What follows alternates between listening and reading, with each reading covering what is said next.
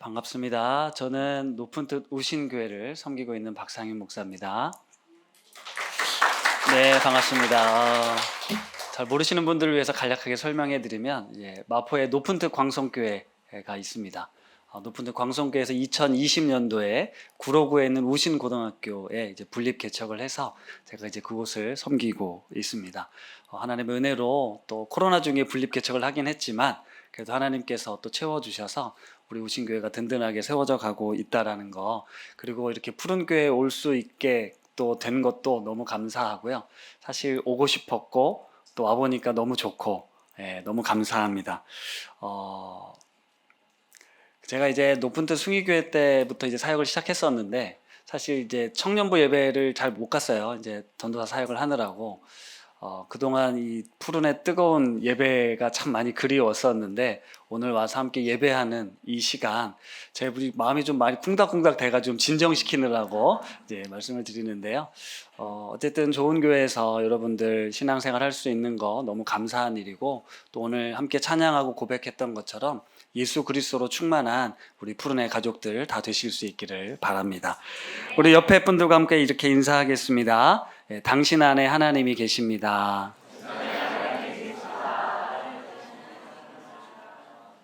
네, 이렇게 빵빵하게 인사 소리가 들리네요. 네.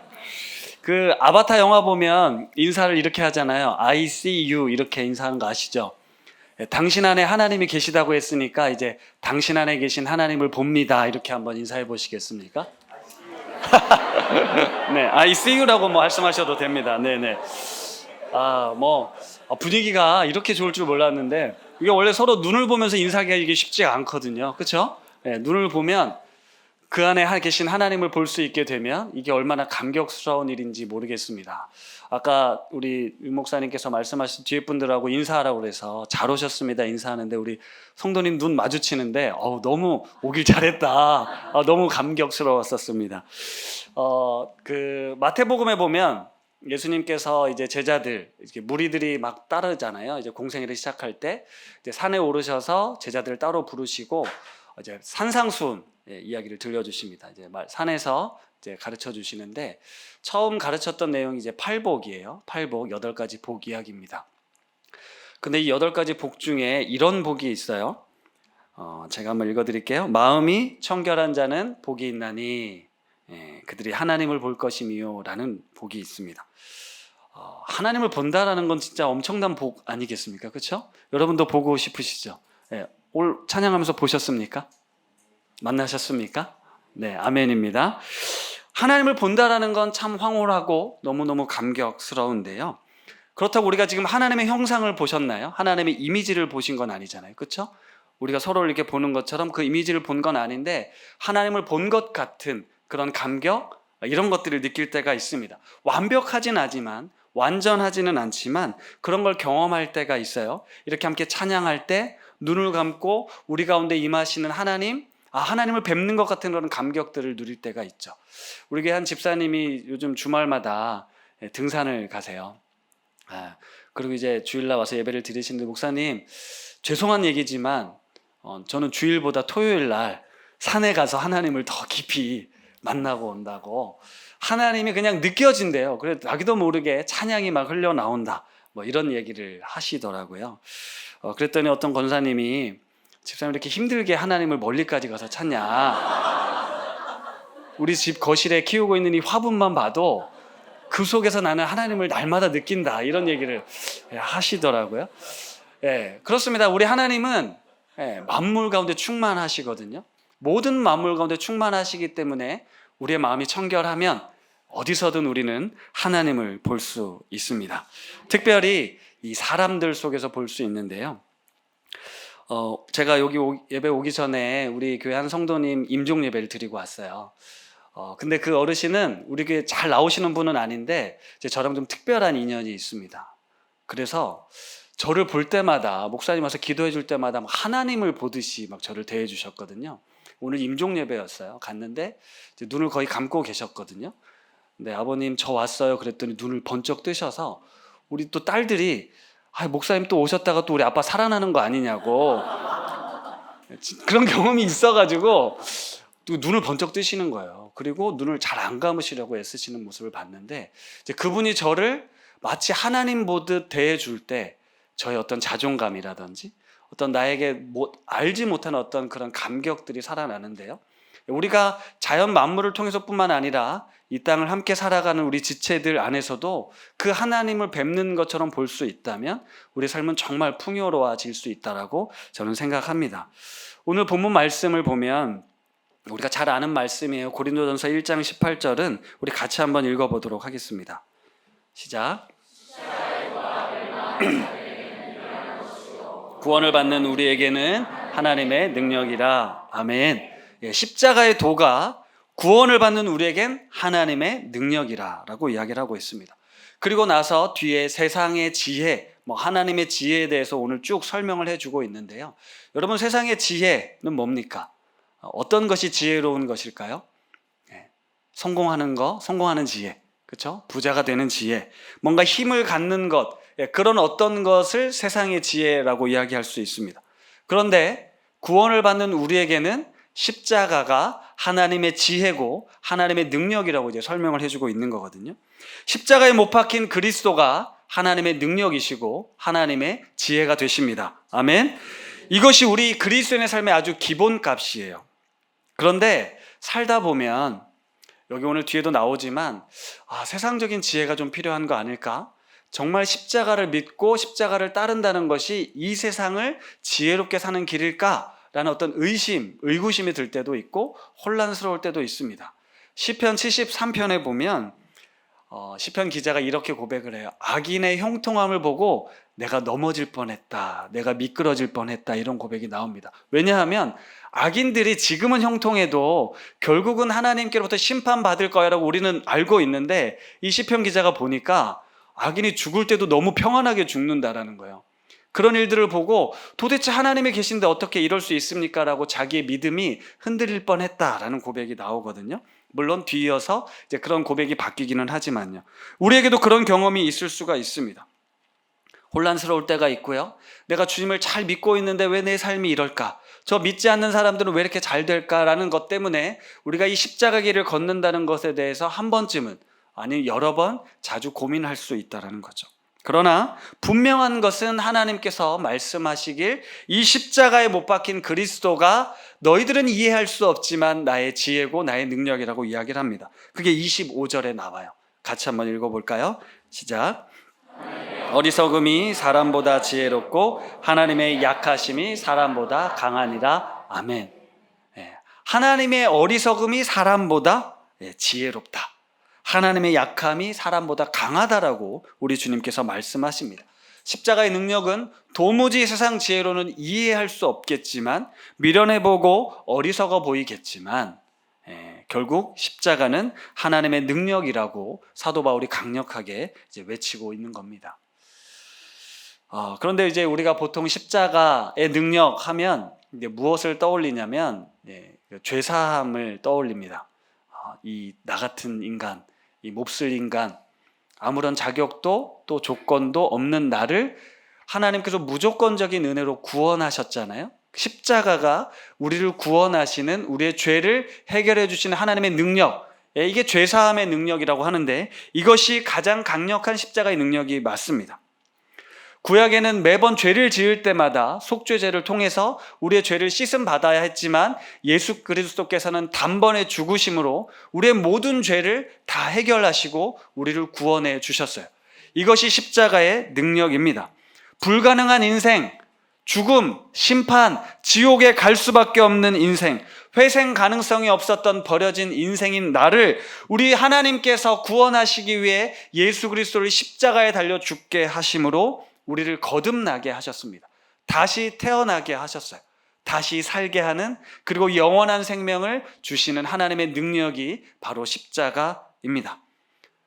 우리가 솔직히 다가서 보면 정말 하나님 앞에 그 어떤 것도 자랑할 것 없는 존재들이잖아요. 그렇죠? 만약에 세상적인 지혜로, 뭔가 세상적인 노력으로 구원을 얻었다라고 하면 우리 중엔 그 누구도 아무리 애를 써도 그분의 기준에 도달할 수 없었습니다. 하지만 십자가는 그런 자격 없는 우리를 하나님께서 당신의 자녀 삼아주신 매우 놀라운 능력이 되는 것이죠. 그런데 오늘 우리가 살펴보려고 하는 이 십자가의 능력이 왜 고린도전서 1장에 나와 있냐라는 겁니다. 십자가의 능력은 죄사함의 능력뿐만 아니라 물론 병고침의 능력, 기적 행함의 능력도 있어요. 우리가 이 밤에 그것을 구할 수도 있습니다. 하지만 오늘 고린도전서 1장을 통해서 여러분들과 나누고 싶은 십자가의 능력은 다름 아닌 이런 내용인데요. 십자가라는 단어가 고린도전서에 총 6번 등장하는데 고린도전서 1장에 4번, 2장에 2번 나옵니다. 이 초반부에 십자가라는 단어가 다 언급이 되어 있어요. 왜 고린도교에 편지를 쓰면서 이 사도 바울은 이 십자가의 십자가의 능력, 하나님의 지혜인 십자가를 설명했는가? 그 내용은, 그 배경은 고린도전서 1장 10절에 나와 있습니다. 이것도 한번 읽겠습니다. 시작.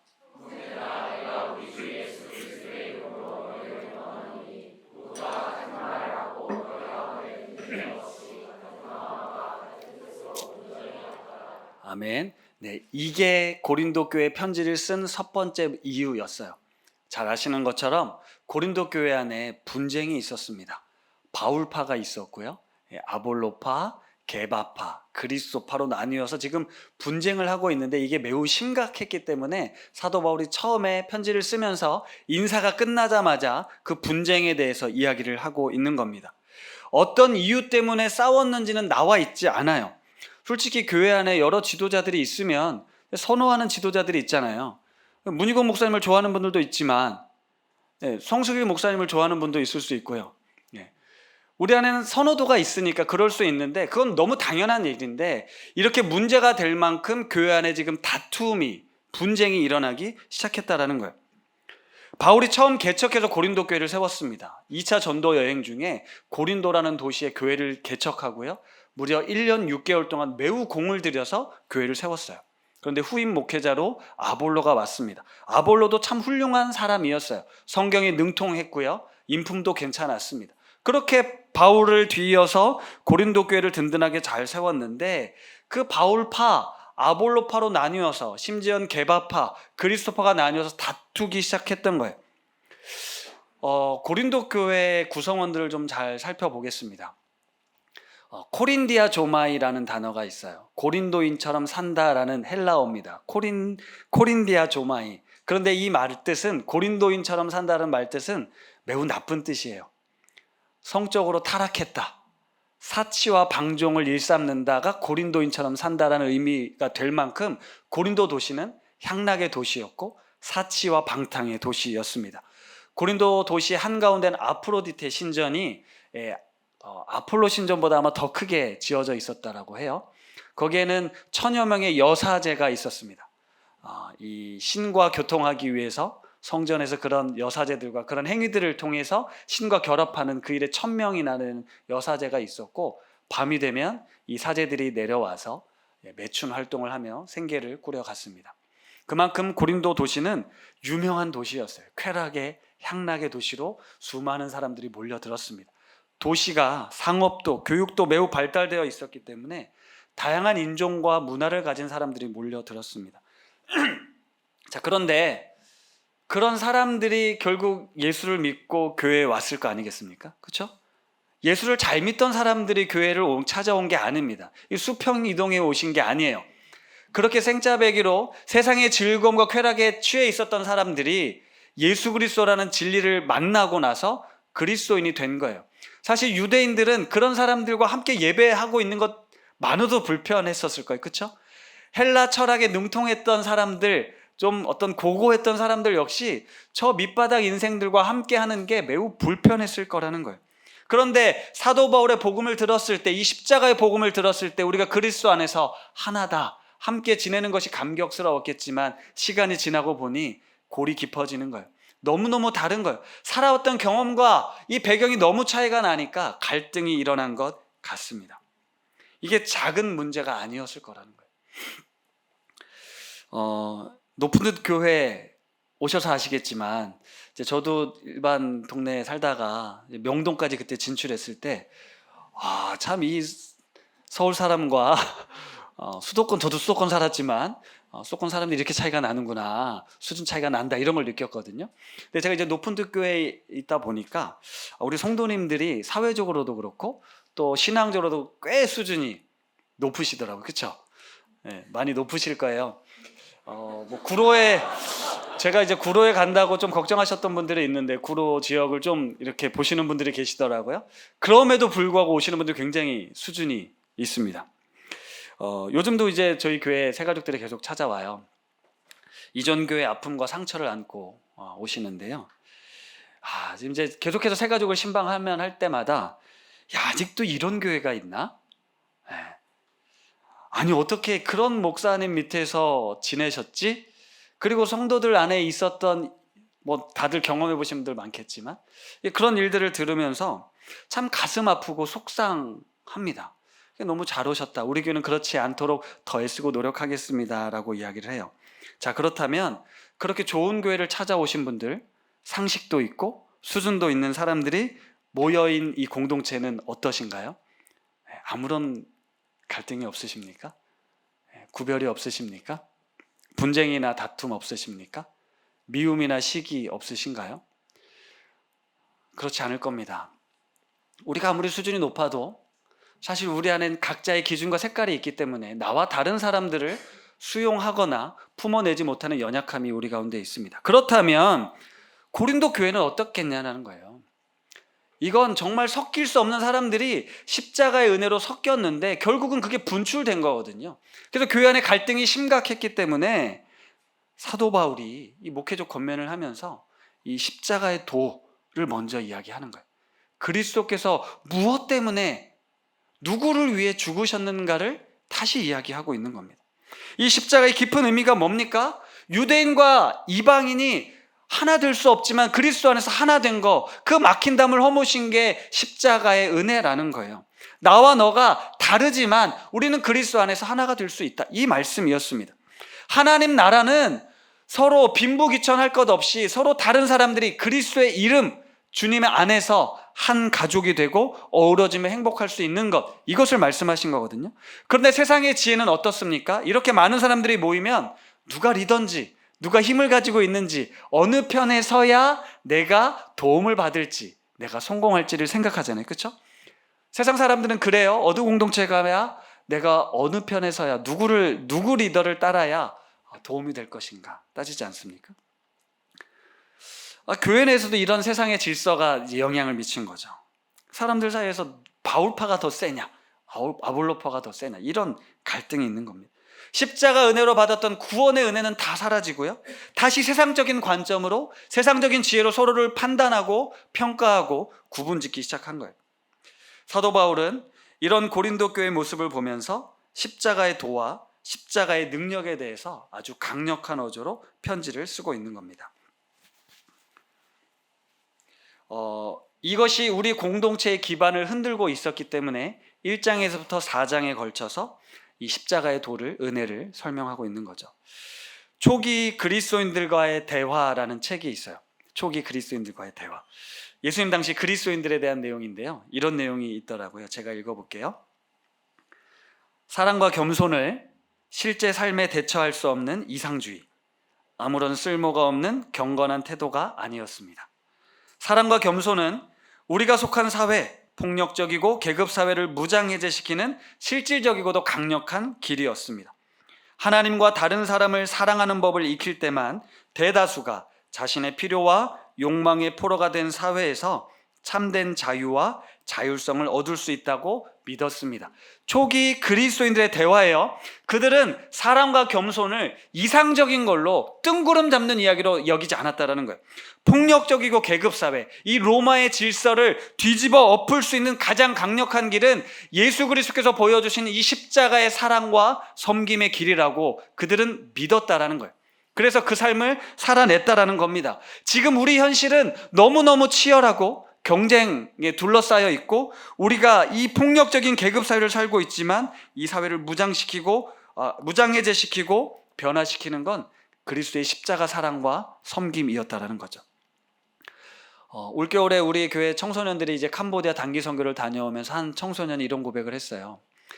여기 치열한 경쟁 입시 사회를 살다가 모든 걸 잊고 이 캄보디아의 순수한 영혼들이 그냥 그 모습 그대로를 사랑해주고 내가 무슨 말만 해도 웃어주고, 그렇죠? 대화가 통하지 않는데도 이 진정한 사랑, 그런 사랑을 경험하고 자기 안에 경험해보지 못한 기쁨을 맛본 거예요. 그리고 그 사랑을 막 나누고 싶은 그런 열정을 가지고 돌아왔습니다. 나도 자각하지 못했던 이 인타심, 사랑에서 비롯된 그 순수함이 우리를 이토록 행복하게 하고 감격하게 하는구나 라는 걸 이 친구가 느끼고 돌아왔거든요. 여러분, 십자가의 능력은요, 우리에게 이것을 다시 회복시켜 주십니다. 십자가의 능력은요, 이 피곤하고 지친 삶을 살아가는 우리들에게 내가 어떤 존재인지 그 하나님의 순수한 사랑을 통해 우리의 영혼을 다시 회복시킨다라는 거예요. 나뿐만 아니라 우리 옆 지체들에게까지. 사도 바울은 세상과 같은 모습으로 변질되어서 또 분쟁하고 있는 고린도 교회, 자신들의 지식, 자신들의 능력을 자랑하고 있는 고린도 교회를 향해서 이 십자가의 도, 멸망하는 자들에게는 미련하지만 구원을 받는 우리에겐 하나님의 능력인 이 십자가의 은혜를 다시 설명하고 있습니다. 나 같은 자를 구원하신 하나님의 은혜를 잊으셨습니까? 나 같은 자를 구원하신 하나님의 은혜를 잊었습니까? 그런데 왜 다른 이들을 그렇게 평가하고 판단하고 있습니까? 은혜를 잊은 고린도 교회 성도들을 향해 이 십자가의 능력을 설파하고 있는 거예요. 우리가 이 은혜를 잃어버리면, 이 십자가의 능력을 상실하게 되면 이렇게 될 수밖에 없습니다. 내가 옳다라고 주장하게 되고 내 힘과 내 능력을 자랑하게 되고 하나님의 은혜를 잊게 되면 우리가 이토록 교만해지는 것입니다 라고 사도 바울은 이야기하죠. 잘 나갈 때, 모든 것이 잘 풀릴 땐 잘 모릅니다. 교만해지는 거죠. 하지만 하나님의 은혜를 우리는 절대로 잊어서는 안 됩니다. 내가 어떤 존재였던가, 내가 얻게 된 구원이 이 얼마나 말도 안 되는 선물인가를 우리는 잊어서는 안 되죠. 오늘 이 본문 뒤에 26절부터 31절까지 말씀이 있는데요, 우리 한번 천천히 읽어보도록 할까요? 시작.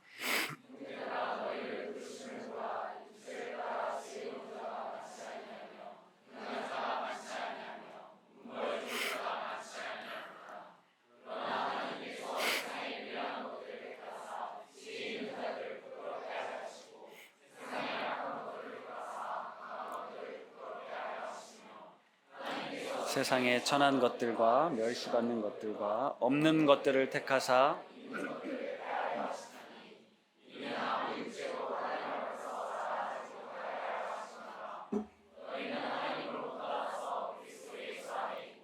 예수는 하나님으로부터 나와서 우리에게 지혜와 의로움과 거룩함과 구원함이 되셨으니 기록된 바 자랑하는 자는 주 안에서 자랑하라 함과 같게 하려. 네, 감사합니다.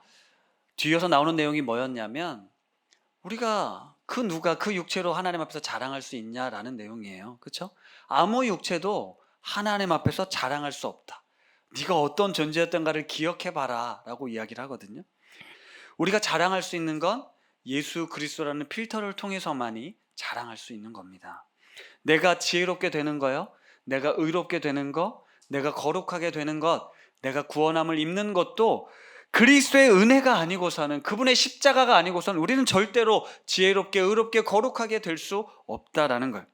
이러한 은혜를 입은 자들을 통해 하나님은 다시 이 세상을 구원하기를 원하시는 거죠. 십자가의 능력으로 내가 구원받고 내가 다시 살아나고 내가 다시 태어난 것처럼 이 세상에 죽음 가운데서 허덕이는 이들, 하나님의 은혜를 알지 못한 채 자신의 노력으로, 자신의 능력으로 구원을 얻고자 애쓰는 이들에게 우리가 아무리 발버둥 쳐봐야 소용없는데 우리 십자가의 은혜가 우리를 온전케 한다, 우리를 구원한다는 이 사실을 전해주어야 한다는 것이죠. 우리는 이렇게 그리스도인으로 이 세상에 하나님을 알지 못하는 이들에게 자신을 사랑하는 삶을 살도록 알려주어야 하는 거죠. 세상의 지혜로 끝없이 경쟁하고 갈라서는 세상에 생존하기 위해 몸부림치는 이들을 향해서 늘 평가받고 등급을 매기고 점수를 매기고 갑과 을을 나누는 그 비참한 세상 속에서 십자가의 은혜가, 십자가의 능력이 우리에게 무엇을 말씀하시는지, 그리고 그 능력으로 만드시는 하나님의 나라가 어떤 모습인지를 우리는 보여주어야 한다는 겁니다. 제가 서두에 마음이 청결한 자는 하나님을 볼 것이다 라는 이 팔복 이야기를 말씀드렸어요. 마음이 청결하다. 여러분, 우리의 노력으로 어떤 스스로의 힘으로 마음을 청결하게 하실 수 있으십니까? 우리가 아무리 도덕적으로 윤리적으로 애쓴다고 해서 우리의 마음을 청결하게 할 수 있나요? 이 세상에 가장 부패하고 또 더러운 것이 어디라고? 성경은 마음이라고 이야기하고 있습니다. 우리 주님은 그 심령을 감찰하시는 분이시잖아요. 우리 마음은 보여지진 않지만 우리 속에서 어떤 일들이 일어나고 있는지 솔직히 우리는 다 알고 있습니다. 따라서 마음을 청결하게 한다는 건 내 힘으로는 불가능한 일입니다. 예수님의 십자가, 그 보혈의 피, 그 보혈의 능력이 아니고서는 우리의 마음은 청결하게 될 수가 없어요. 그렇죠? 그렇다면 예수 그리스도의 십자가 은혜로 예수로 우리가 충만해질 때 우리의 마음은 청결하게 될 수 있고요. 마음이 청결한 자는 하나님을 보는 복을 누리게 된다는 거죠. 십자가의 능력을 상실하면요, 먼저는 내 모습이 너무 비참해집니다. 너무 초라해져요. 내 속에 하나님의 형상이 있어서 너무너무 감격스럽고 너무너무 행복한데 이 십자가의 능력이 사라지잖아요. 내가 이렇게 한없이 작아지고 비참해집니다. 분립을 하고 나서 코로나가 왔어요. 2020년이니까요. 몇 개월 하지도 않았는데 제가 무슨 고민을 했겠습니까? 너무 욕심부린 거 아닌가? 시대를 너무 잘못 읽은 거 아닌가? 내가 잘 선택한 것인가? 후회를 많이 했죠. 그러면서 막 주변 교회들 이런 걸 이제 보게 되잖아요. 유튜브로 보게 되니까 제가 얼마나 작아졌겠습니까? 남들의 SNS를 훔쳐보면서 비교하면서 제가 자꾸만 스스로를 이렇게 절망시키더라고요. 그랬더니 사람들이 이렇게 얘기를 해요. 지금 우신교회가 그래도 당신이 얼마나 복받은 줄 아냐고. 좀 사실 그것도 맞는 말이거든요. 제가 얼마나 큰 복을 받았는지 저도 고백합니다. 그런데 십자가의 능력을 상실하니까요, 그 받았던 복이 다 소용이 없고 내 안에 누군가와 비교하면서 계속해서 끊임없이 나를 정죄하고 비난하고 있더라는 거예요. 제가 그렇다면, 제가 이런 복을 받았던 이런 제가 그랬다면 일상생활을 살아가는 우리 성도님들은 오죽하겠냐라는 거예요. 우리가 이렇게 하나님의 은혜를 누리고 그 감격 속에 예배하다가도 그 십자가의 능력이 사라지고 다시 우리의 일상 현실로 돌아갔을 때 부딪히는 문제들, 나의 연약함들, 나의 부족함들을 볼 때마다 우리가 어떤 생각이 들겠냐는 거죠. 내 안에 하나님의 형상, 내 안에 계신 하나님의 복음이 사라지고 나면 우리는 아무것도 아닌 존재가 되어버리더라는 겁니다. 사실 이제 제가 지금 4명의 아들을 키우는데 지금 사춘기를 이제 쫘르륵 지금 이제 보내고, 놀라셨죠? 제가 젊어 보이는데 아직 이제 큰 애가 고3인데요. 이 코로나 시국과 사춘기를 다 지금 지나고 있는데, 제 이제 여기서는 이런 모습이지만 집에서는 어떤 모습일지 상상 그대로일 겁니다. 제가 이 목사를 계속 해야 되나 마냐를 참 많이 고민을 해요. 내가 무슨 자격으로 목사를 한다고 라는 생각. 아빠 노릇도 마찬가지고요. 솔직하게 도망치고 싶을 때도 내가 무슨 생각으로 애를 이렇게 많이 나눠서 책임도 지지 못할 이 엄청난 일들을 감당하고 있는가. 너무 괴로웠습니다. 하나님께서 주신 선물들이라고 고백했고 이들을 통해 받은 복이 많음에도 불구하고 십자가의 은혜를 상실해 버릴 때 우리에겐 이 모든 것들이 짐이요, 부담이요, 두려움이요, 괴로움으로 다가오더라는 거죠. 십자가의 능력을 상실했을 때 모습입니다. 십자가의 능력을 잃어버리니까요, 다른 사람들과의 관계에도 어려움이 찾아왔습니다. 내 안에 은혜와 사랑이 없으니까요, 좋게 보일 리가 없죠. 그렇죠? 삐딱하게 보는 거예요. 날카롭게 보고요. 이 가족들이요, 너무너무 사랑했던 나의 가족들이 내 인생을 이렇게 괴롭게 하는 존재가 되더라고요. 불행하게만 하는 것 같았어요. 성도들이요, 우신교회를 찾아오고 목사님을 좋아해주고 했던 성도들이요, 그들의 말 한마디에 저도 상처를 받고 그 표정에 내 마음이 상하고, 십자가의 능력으로 충만했을 때는 모든 것이 아름답고 사랑스럽고 감사하고 기뻤는데 그것이 사라지니까 순전히 내 기준, 내 감정, 어떤 내 판단에 종속되어 버리는 거예요. 십자가는 온가운데 없이 사라지고 인간적인 감정, 인간적인 능력, 어떤 이런 것들로 모든 것들을 판단하고 있더라고요. 그러면서 모든 게 다 괴로웠습니다. 그런데 이 십자가의 능력이 있을 때는 다르게 보이는 거예요. 다르게 생각이 되고요. 다르게 판단이 됩니다. 모든 것이 은혜요, 감사하더라는 거죠.